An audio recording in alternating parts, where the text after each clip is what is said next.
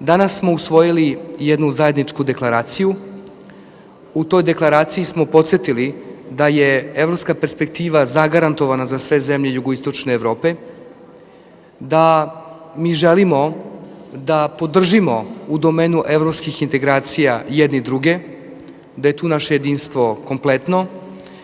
i u toj deklaraciji pozivamo Evropsku uniju i zemlje članice da 2009. godina bude zemlja daljih evropskih integracija zemalja jugoistočne Evrope, da podržavamo svi završetak pregovora Hrvatske, podržavamo početak pregovora za ulazak u Evropsku uniju Makedonije, podržavamo što brži odgovor na aplikaciju Crne Gore za članstvo u Evropskoj uniji i podržavamo